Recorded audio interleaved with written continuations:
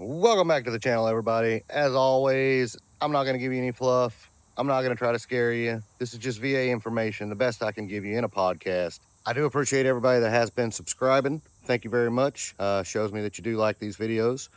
And on that note, don't forget to subscribe. And as always, we're going to get right into it. I've noticed a lot of information coming out about sleep apnea and the changes proposed. So we'll get right into the podcast. And like always, guys, at the end, I'll go ahead and just pop up the little graphs or the information that gives you the end results or what you're probably just looking for, just the basics and the percentages. Till next time. Welcome to the deep dive. Today, we're really getting into something important for veterans. The VA, the Department of Veterans Affairs, is rolling out maybe the biggest change to its disability ratings for sleep apnea we've seen in decades. Our mission here is simple. Break down what these changes actually mean for you, especially since we're probably looking at late 2025, maybe early 2026, for when this all kicks in. Right. And the core of it really is this fundamental change in thinking. The VA used to compensate, largely based on whether you needed treatment, like needing a CPAP machine. Now they're shifting to look at residual functional impairment. Residual functional impairment. Okay, what does that mean exactly? It means how much your sleep apnea still impacts you, how symptomatic you are after you've gotten treatment. It's less about do you need the machine and more about how well are you functioning even with the machine or other treatments. It's a big philosophical pivot. That is a huge difference.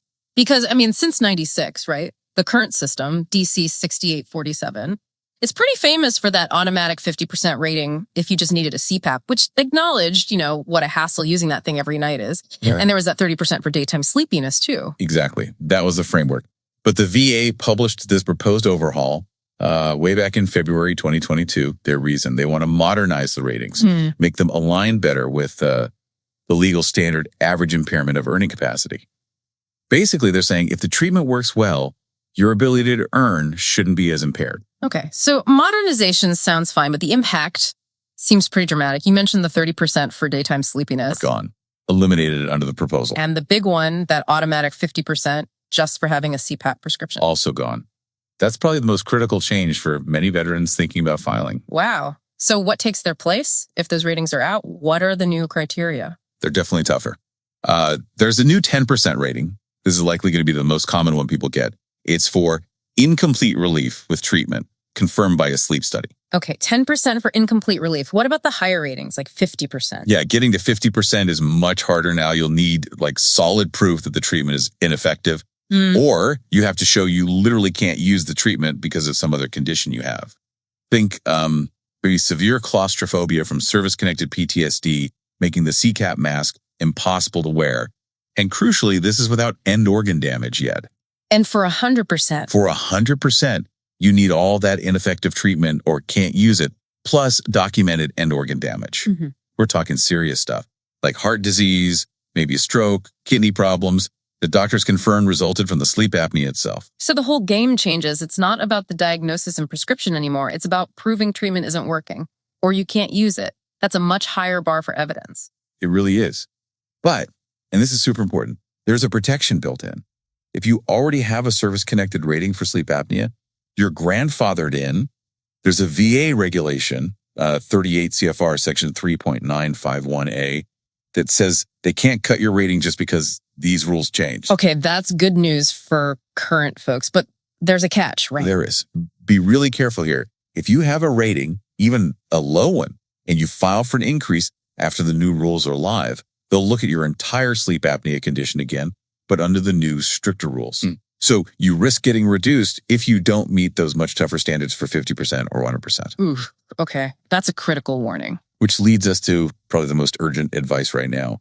If you have sleep apnea, you think it's connected to your service, but you haven't filed a claim yet. The clock is ticking.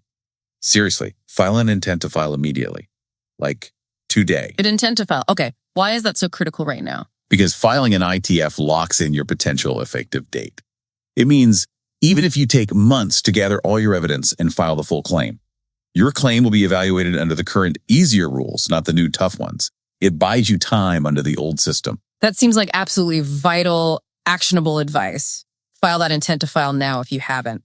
But what about people who inevitably will file after the changes? What's their path? Their path is harder, no doubt.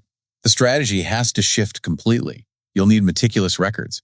documenting all your symptoms that continue despite treatment, getting clear medical opinions on why you can't tolerate treatment, especially if it connects to other service-connected issues. And, if it applies, getting specialist evidence confirming any end organ damage. The burden of proof is just way higher. So summing it up, the VA isn't just tweaking things. They're fundamentally redefining what a sleep apnea disability is for compensation purposes. Exactly. It's moving away from the burden of treatment itself and squarely towards measurable, ongoing functional problems and really proof that treatment has failed you. It really underscores that these new rules demand veterans be way more proactive, more informed. So maybe the final thought for you listening is, how does this change how you need to think about and document your health? Especially that interplay between conditions, treatments, and whether those treatments are actually truly working for you day to day, something to consider going forward. Thank you guys for taking the time to watch that little video I put together for you. As always, I'm going to post it now on the screen and we'll go ahead and sign off from there. But once again, like, subscribe, leave me a comment, get the conversation going in the comments, and I'll see you on the next video.